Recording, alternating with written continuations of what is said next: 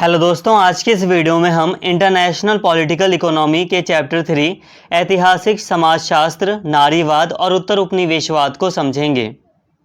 देखिए दोस्तों, इस चैप्टर को हम दो लेक्चर्स में कवर करेंगे। लेक्चर 1 में हम ऐतिहासिक समाजशास्त्र और नारीवाद से संबंधित जो भी बातें आपको पढ़नी है उसको कवर करेंगे। इसके अलावा उत्तर उपनिवेशवाद से संबंधित जो भी बातें इस चैप्टर में आपको पढ़नी हैं उसे हम सेकेंड लेक्चर में कवर कर लेंगे। दोस्तों, सारी बातें यहाँ पर आपके सिलेबस के अकॉर्डिंग आपको समझाई जाएंगी। बस यही कहूँगा कि वीडियो को पूरा देखिए। और इस चैप्टर को हम दो लेक्चर्स में इसीलिए कवर कर रहे हैं ताकि आपको सारी बातें आसानी से समझ में आ सके। तो चलिए आगे बढ़ते हैं और अपने इस चैप्टर को शुरू करते हैं। तो दोस्तों, यहाँ पर हम सबसे पहले ऐतिहासिक समाजशास्त्र की परिभाषा और अब उसकी अवधारणा को समझते हैं।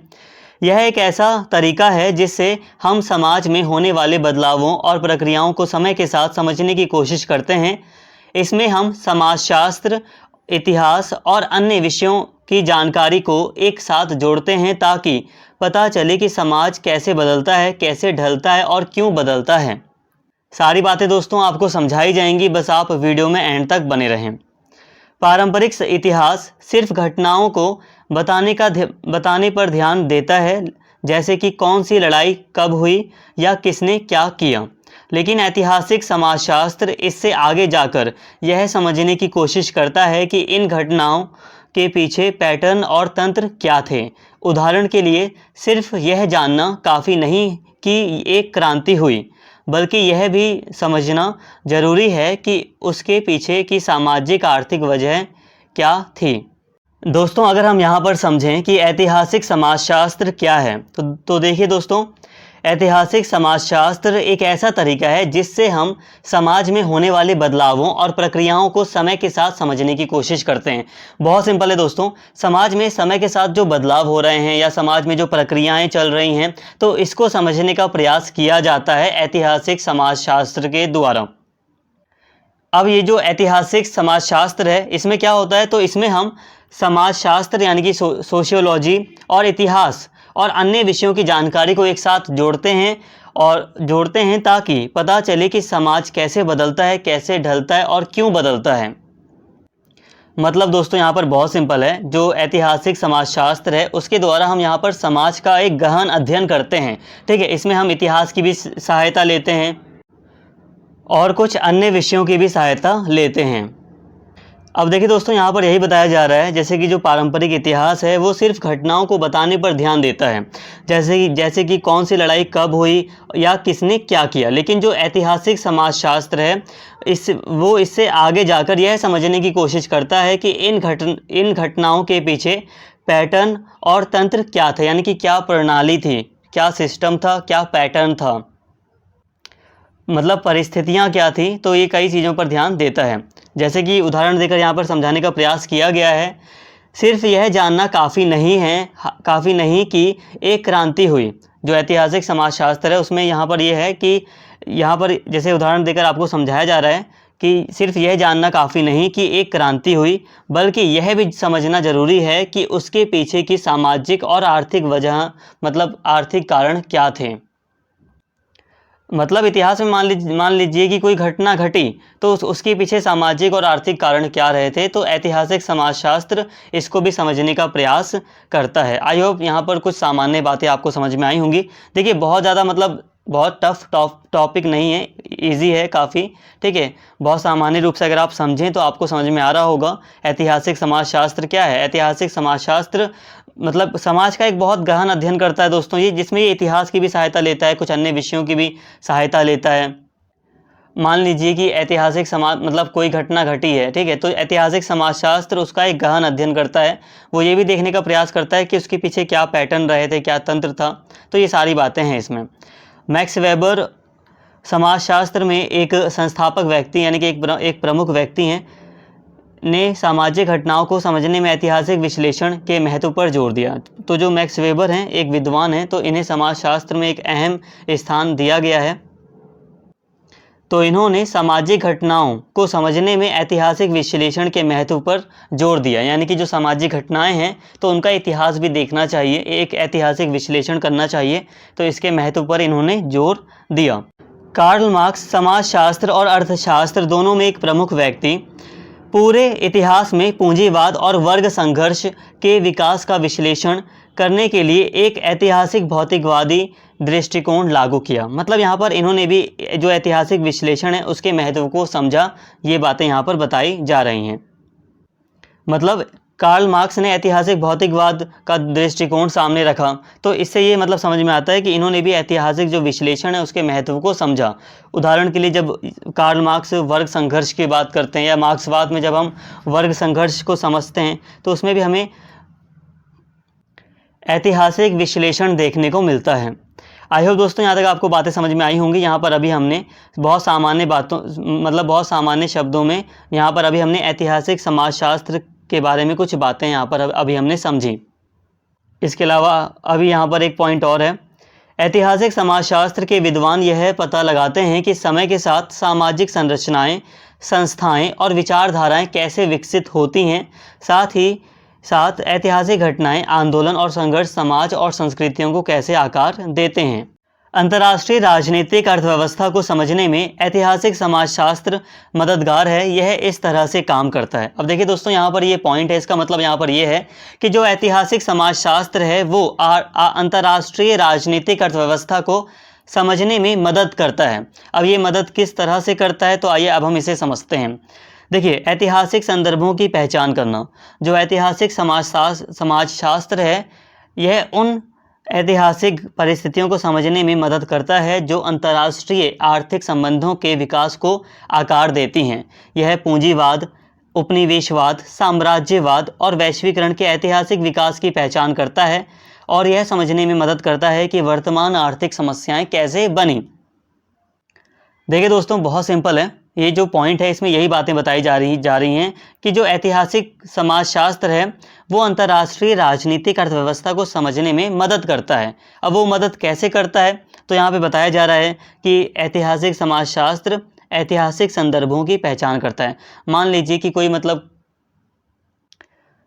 महत्वपूर्ण घटना घटी, तो ये उस घटना के ऐतिहासिक संदर्भों की पहचान करता है। जैसे कि यहाँ पर बताया गया है, जैसे कि अंतर्राष्ट्रीय आर्थिक संबंधों के विकास को आकार, मतलब कहने का यहाँ पर यह है कि कुछ ऐसी मतलब घटनाएं हैं जो कि अंतर्राष्ट्रीय महत्व की हैं, जो अंतर्राष्ट्रीय आर्थिक संबंधों के निर्धारण में बहुत ज़्यादा महत्व रखती हैं, तो ये उनके ऐतिहासिक संदर्भों की पहचान करता है।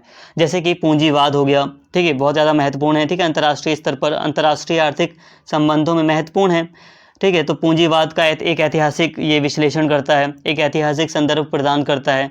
उपनिवेशवाद, साम्राज्यवाद, वैश्वीकरण या जो भी अंतर्राष्ट्रीय आर्थिक संबंधों में जो महत्वपूर्ण घटनाएं हैं, तो ये उनके ऐतिहासिक संदर्भों की पहचान करता है। तो इस तरह से दोस्तों ये अंतर्राष्ट्रीय राजनीतिक अर्थव्यवस्था में मदद करता है कि अंतर्राष्ट्रीय आर्थिक संबंधों में जो भी कुछ महत्वपूर्ण घटनाएं होती हैं, तो ये उनका एक ऐतिहासिक संदर्भ की पहचान करता है, जिससे अंतर्राष्ट्रीय राजनीतिक अर्थव्यवस्था की एक मदद होती है। अंतर्राष्ट्रीय राजनीतिक अर्थव्यवस्था को समझने में एक मदद होती है। आई होप यहाँ तक बातें आपको समझ में आ रही होंगी। इसके अलावा दीर्घकालिक प्रक्रियाओं का विश्लेषण। यह सामाजिक बदलाव और लंबी अवधि की प्रक्रियाओं का अध्ययन करता है। अब जो सामाजिक बदलाव होते हैं या जो लंबी अवधि की जो प्रक्रियाएं, यानी कि लंबे समय में जो प्रक्रियाएं होती हैं, तो ये उनका अध्ययन करता है, जो वैश्विक व्यापार और संबंधों को प्रभावित करती हैं। ऐतिहासिक समाजशास्त्र यह दिखाता है कि कैसे उपनिवेशवाद की विरासत या नव उदारवादी वैश्वीकरण के प्रभाव आज भी वैश्विक अर्थव्यवस्थाओं को प्रभावित करते हैं। बहुत सिंपल है दोस्तों, ये दीर्घकालिक प्रक्रियाओं का विश्लेषण करता है, ठीक है। मतलब समाज में जो बदलाव आ रहे हैं, लंबे समय में जो समाज में बदलाव हुए, तो ये उसका अध्ययन करता है, ठीक है। शक्ति गतिकी, यह देखता है कि राष्ट्र राज्यों के उद्भव या अंतर्राष्ट्रीय वित्तीय संस्थानों की स्थापना सहित ऐतिहासिक घटनाओं ने विश्व अर्थव्यवस्था में शक्ति की गतिशीलता को कैसे आकार दिया। मतलब जो अंतर्राष्ट्रीय संस्थाएं हैं या कुछ जो बहुत महत्वपूर्ण ऐतिहासिक घटनाएं हैं, तो उन्होंने विश्व अर्थव्यवस्था में शक्ति की गतिशीलता को कैसे आकार दिया, ये समझने का प्रयास करता है ये, ठीक है। शक्ति गतिशीलता का मतलब है कि अलग अलग लोगों, समूहों या देशों के बीच शक्ति का वितरण और प्रभाव कैसे काम करता है। दोस्तों इसे आप बहुत आसानी से समझिए। देखिए बहुत सिंपल है।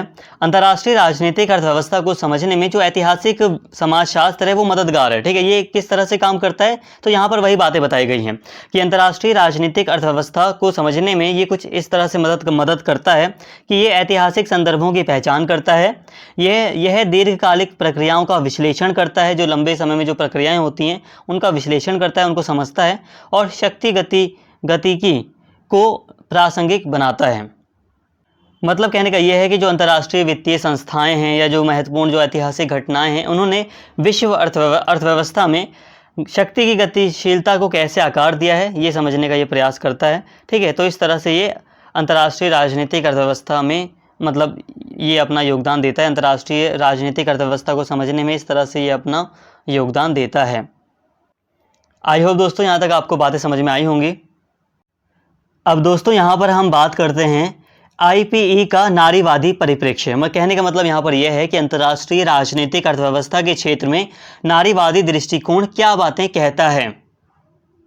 बहुत आसानी से दोस्तों यहाँ पर आपको सारी बातें समझ में आएंगी, बस आप यहाँ पर ध्यान से सारी बातों को समझिए। इस आईपीई के नारीवादी परिप्रेक्ष्य में यह बताया गया है कि पारंपरिक आर्थिक सिद्धांत यह मानते हैं कि वे सभी लोगों के लिए समान होते हैं, यानी उनमें लिंग का कोई फर्क नहीं होता। लेकिन नारीवादी दृष्टिकोण इस विचार को गलत मानता है।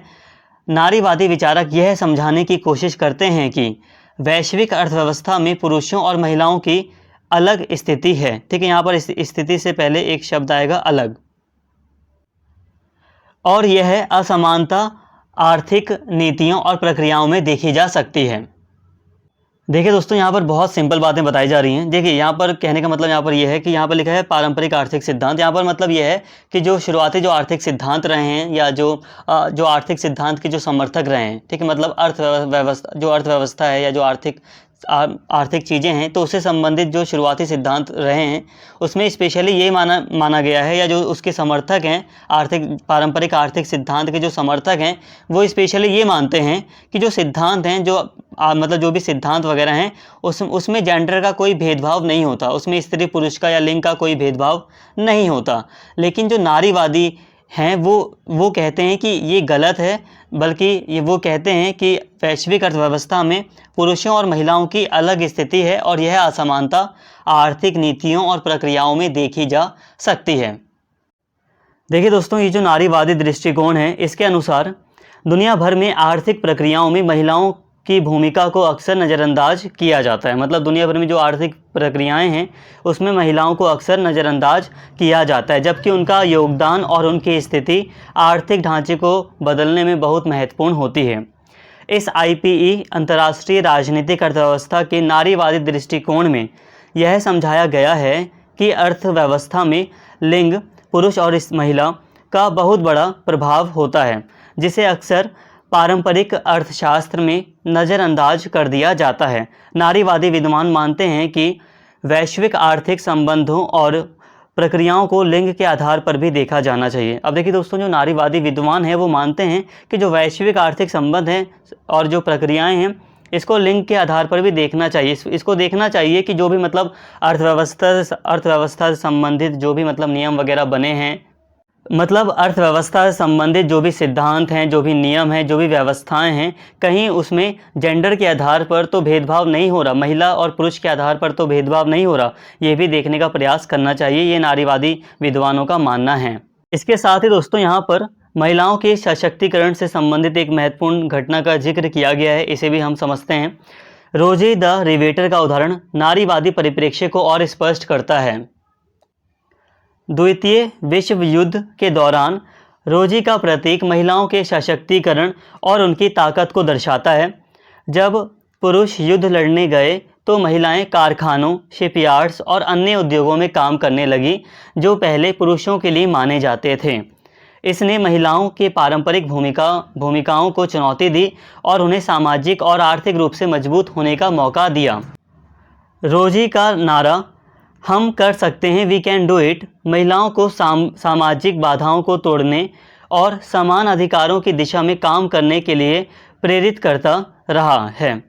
युद्ध के बाद भी यह प्रतीक महिलाओं के अधिकारों और लैंगिक समानता के लिए चल रहे संघर्ष की याद दिलाता है। इस प्रकार नारीवादी दृष्टिकोण यह दिखाता है कि वैश्विक आर्थिक ढांचे में लिंग की भूमिका कितनी महत्वपूर्ण है और यह किस प्रकार महिलाओं को सामाजिक और आर्थिक रूप से प्रभावित करता है। तो दोस्तों यहाँ पर रोजी द रिवेटर का उदाहरण दिया गया है जो कि नारीवादी परिप्रेक्ष्य को और स्पष्ट करता है और इससे यहाँ पर महिलाओं की जो भूमिका है वो एक महत्वपूर्ण भूमिका है, ये भी और अच्छे से समझ में आती है कि जो आर्थिक प्रक्रियाएं हैं उसमें महिलाओं की भूमिका काफ़ी महत्वपूर्ण है। निहितार्थ और योगदान, यहाँ पर भी अभी हम नारीवादी दृष्टिकोण को ही समझ रहे हैं और भी यहाँ पर चीज़ें हम समझ रहे हैं। IPE अंतर्राष्ट्रीय राजनीतिक अर्थव्यवस्था में नारीवादी दृष्टिकोण का मुख्य योगदान यह है कि यह बताता है कि वैश्विक अर्थव्यवस्था में लिंग यानी कि महिला पुरुष का भेद महत्वपूर्ण भूमिका निभाता है। नारीवादी विद्वानों ने दिखाया है कि आर्थिक नीतियां और प्रक्रियाएं केवल आर्थिक दृष्टिकोण से नहीं बल्कि लिंग के दृष्टिकोण से भी देखी जानी चाहिए। नारीवादी दृष्टिकोण ने पारंपरिक अर्थव्यवस्था के सिद्धांतों को चुनौती दी है और यह समझाया है कि वैश्वीकरण, नव उदारवाद और विकास नीतियां महिलाओं और पुरुषों को अलग अलग तरीकों से प्रभावित करती हैं। इन दृष्टिकोणों से आर्थिक नीतियों को अधिक लिंग संवेदनशील बनाने की बात की जाती है ताकि सभी के लिए समानता और न्याय सुनिश्चित हो सके। दोस्तों बहुत सिंपल है, देखिए नारीवादी दृष्टिकोण का एक महत्वपूर्ण योगदान अंतर्राष्ट्रीय राजनीतिक अर्थव्यवस्था में ये रहा है कि नारीवादी दृष्टिकोण ने ये बताया है कि वैश्विक अर्थव्यवस्था में जो भी मतलब सिद्धांत वगैरह हैं, जो भी नियम वगैरह हैं, ठीक है, उसमें अक्सर महिलाओं की अनदेखी की गई है। दोस्तों जो नारीवादी दृष्टिकोण है वो आर्थिक नीतियों को अधिक लिंग संवेदनशील बनाने की बात करता है ताकि समानता और न्याय सुनिश्चित हो सके। यहाँ सिंपल है कि जो नारीवादी दृष्टिकोण है उसका यही मानना है कि जो भी आर्थिक नीतियाँ वगैरह बनाई जा रही हैं उसमें ये देखा जाए कि इसमें लिंग के आधार पर तो भेदभाव नहीं हो सकता। अगर लग रहा है कि मतलब जो भी नियम वगैरह बनाए हैं उसमें भेदभाव होने की संभावना है तो नियम वगैरह को, जो आर्थिक नीतियाँ वगैरह हैं, उन्हें ऐसे बनाने का प्रयास करना चाहिए जिससे समानता और न्याय सुनिश्चित हो सके, ठीक है, लिंग के आधार पर भेदभाव ना हो। नारीवादी विद्वानों ने यह बताया है कि असमानता और शक्ति के मामलों में लिंग का भी प्रभाव होता है जिसे पारंपरिक अर्थशास्त्र में अनदेखा किया गया है। वे यह भी बताते हैं कि लिंग के आधार पर आर्थिक प्रक्रियाओं और नीतियों को समझने से एक न्यायसंगत और टिकाऊ वैश्विक अर्थव्यवस्था बनाने में मदद मिल सकती है। देखिए दोस्तों यहाँ पे बहुत सारे स्टूडेंट्स कंफ्यूज हो रहे होंगे कि पारंपरिक अर्थशास्त्र क्या है। देखिए बहुत सिंपल है, पारंपरिक अर्थशास्त्र या पारंपरिक आर्थिक सिद्धांत, इनका मतलब ये है कि जो शुरुआती जो आर्थिक सिद्धांत रहे हैं, एक मतलब तो ये हो गया और एक मतलब ये भी है कि लंबे समय से जो बहुत पहले से जो आर्थिक सिद्धांत वगैरह चले आ रहे हैं वो हैं, ठीक है। तो मतलब जो पारंपरिक अर्थशास्त्र रहा है उसमें लिंग के आधार पर जो असमानता हो सकती है उसको अनदेखा किया गया है, ऐसा नारीवादी विद्वानों का मानना है। और नारीवादी विद्वानों का यही कहना है कि लिंग के आधार पर आर्थिक प्रक्रियाओं और नीतियों को समझने से एक न्यायसंगत और टिकाऊ वैश्विक अर्थव्यवस्था बनाने में मदद मिल सकती है। मतलब यहाँ पर यही है, कुल मिलाकर यही कहा जा रहा है नारीवादी दृष्टिकोण के द्वारा कि जब भी नीतियाँ वगैरह बनाई जा रही हैं, आर्थिक नियम वगैरह बनाए जा रहे हैं, तो उसमें एक चीज़ यहाँ पर ध्यान में रख ली जाए कि कहीं जेंडर के आधार पर कोई भेदभाव तो नहीं हो सकता। अगर लग रहा है कि नीतियाँ ऐसी बनी हैं जिसमें भेदभाव हो सकता है तो उसमें बदलाव की आवश्यकता है, ठीक है। नारीवादी दृष्टिकोण यही कह रहा है कि सभी के लिए मतलब समानता हो और एक न्यायसंगत नीतियाँ तैयार की जाएं, लिंग के आधार पर भेदभाव ना हो। आई होप दोस्तों यहाँ तक आपको बातें समझ में आई होंगी। अब यहाँ पर हमारा टॉपिक है समकालीन IPE में नारीवाद। तो नारीवाद को अभी हम समझ रहे हैं, नारीवाद को यहाँ तक आप लोग काफ़ी अच्छे से समझ गए होंगे। अब यहाँ पे बात करें समकालीन IPE में, इंटरनेशनल पॉलिटिकल इकोनॉमी में नारीवाद। अंतर्राष्ट्रीय राजनीतिक अर्थव्यवस्था पर नारीवाद के हाल के प्रभावों की रूपरेखा नीचे दी गई है। अब यहाँ पर हम कुछ प्रभावों को समझेंगे कि नारीवाद का क्या प्रभाव रहा है अंतर्राष्ट्रीय राजनीतिक अर्थव्यवस्था के क्षेत्र में हाल के समय में, ठीक है। मतलब समकालीन समय में हमें क्या प्रभाव दिखाई देते हैं, तो यहाँ पर इसे अभी हम समझते हैं। वैश्विक शासन में लैंगिकता को मुख्य धारा में लाना। नारीवादी सक्रियता के कारण वैश्विक संस्थान जैसे विश्व बैंक, संयुक्त राष्ट्र अब लिंग असमानता पर ध्यान दे रहे हैं। वे आर्थिक नीतियों और कार्यक्रमों में महिलाओं के अधिकारों और सशक्तिकरण को शामिल करने की कोशिश कर रहे हैं। कहने का मतलब यह है कि वैश्विक मंच पर जो लैंगिकता का जो मुद्दा है उसको उठाया है नारीवादी दृष्टिकोण ने। तो दोस्तों, अंतर्राष्ट्रीय राजनीतिक अर्थव्यवस्था पर नारीवाद का एक प्रभाव हमें ये देखने को मिलता है, वैश्विक शासन में लैंगिकता को मुख्य धारा में लाना, जिसके कारण वैश्विक स्तर की जो कई सारी संस्थाएं हैं वो भी लिंग असमानता पर ध्यान दे रही हैं। इसके अलावा दोस्तों, व्यापार समझौते और लैंगिकता। नारीवादी विद्वान ने व्यापार समझौतों की आलोचना की है, यह बताते हुए कि ये महिलाओं पर अलग अलग प्रभाव डालते हैं। वे लिंग संवेदनशील व्यापार नीतियों की आवश्यकता पर जोर देते हैं जो समान अवसर और स्थायी विकास को समर्थन देती हैं। मतलब जो नारीवादी दृष्टिकोण है वो लिंग संवेदनशील व्यापार नीतियों की आवश्यकता पर जोर देते हैं और समान अवसर और स्थायी विकास का समर्थन करते हैं। देखभाल कार्य और सामाजिक प्रजनन। नारीवादी शोधकर्ताओं ने यह बताया है कि देखभाल और सामाजिक प्रजनन कार्य वैश्विक अर्थव्यवस्था के लिए महत्वपूर्ण हैं। वे यह मानते हैं कि देखभाल कार्य मुख्य रूप से महिलाओं द्वारा किया जाता है और इस पर ध्यान देने की ज़रूरत है ताकि कार्य जीवन संतुलन बेहतर हो सके। वैश्विक आपूर्ति प्रणाली और श्रम शोषण। वैश्विक आपूर्ति प्रणाली में महिलाओं की स्थिति पर नारीवादी दृष्टिकोण इस बात पर ध्यान देता है कि कैसे महिलाएं अक्सर कम वेतन और अस्थिर नौकरियों में काम करती हैं। इसमें विशेष रूप से श्रम के असमान वितरण और कार्यस्थलों में भेदभाव की बात की जाती है। इस दृष्टिकोण के अनुसार महिलाओं को आर्थिक रूप से सशक्त बनाने और उनके लिए बेहतर कामकाजी हालात सुनिश्चित करने की ज़रूरत है ताकि उन्हें समान अवसर और सम्मान मिल सके। तो दोस्तों, जो नारीवादी दृष्टिकोण है वो इस बात पर ध्यान देता है कि कैसे महिलाएं अक्सर कम वेतन और अस्थिर नौकरियों में काम करती हैं और श्रम के असमान वितरण और कार्यस्थलों में भेदभाव के बारे में भी नारीवादी दृष्टिकोण बात करता है। नारीवादी दृष्टिकोण कहता है कि महिलाओं को आर्थिक रूप से सशक्त बनाने और उनके लिए बेहतर कामकाजी हालात सुनिश्चित करने की ज़रूरत है ताकि उन्हें समान अवसर और सम्मान मिल सके। इसके अलावा अंतर्राष्ट्रीय नारीवादी सक्रियता। अंतर्राष्ट्रीय नारीवादी आंदोलन वैश्विक स्तर पर सामाजिक समानता, आर्थिक अधिकारों और लैंगिक न्याय का समर्थन कर रहे हैं, यह प्रदर्शित करते हुए कि नारीवादी सक्रियता ने राष्ट्रीय सीमाओं को कैसे पार कर लिया है। मतलब ये जो नारीवादी दृष्टिकोण है ये एक देश में सीमित नहीं है, ये मतलब विश्व स्तर पर हमें दिखाई देता है। ये जो नारीवादी दृष्टिकोण है ये विश्व स्तर पर लैंगिक न्याय की बात करता है, लैंगिक न्याय का समर्थन करता है, आर्थिक सामाजिक समानता, आर्थिक अधिकारों और लैंगिक न्याय का समर्थन करता है। ये आंदोलन कॉरपोरेट प्रभुत्व, पितृसत्तात्मक व्यवस्था और लैंगिक असमानता को बनाए रखने वाली नवउदारवादी आर्थिक नीतियों का विरोध करने के लिए अंतर्राष्ट्रीय स्तर पर संगठित होते हैं। तो दोस्तों, अभी यहाँ पर हमने अंतर्राष्ट्रीय राजनीतिक अर्थव्यवस्था पर नारीवाद के हाल के प्रभावों को देखा। आई होप दोस्तों यहाँ पर सभी बातें आपको समझ में आई होंगी। तो दोस्तों, यहाँ तक अभी हमने नारीवाद को पूरी तरह कवर कर लिया है। नारीवाद का जो भी टॉपिक आपको पढ़ना था उसे अभी हमने अच्छे से समझ लिया है। तो दोस्तों, यहाँ पर ये जो आपका ये चैप्टर था तो इसके फर्स्ट लेक्चर को अभी हमने यहाँ पर देखा। सेकंड लेक्चर में हम उत्तर उपनिवेशवाद से संबंधित जो भी बातें हैं इसको अच्छे से समझ लेंगे। उम्मीद करता हूँ सारी बातें आपको अच्छे से समझ में आई होंगी। दोस्तों, अगर आपको वीडियो अच्छी लगी हो तो प्लीज़ चैनल को सब्सक्राइब कर लें, वीडियो को लाइक करें, शेयर करें और कमेंट करके अपना फीडबैक ज़रूर दें। Thank you.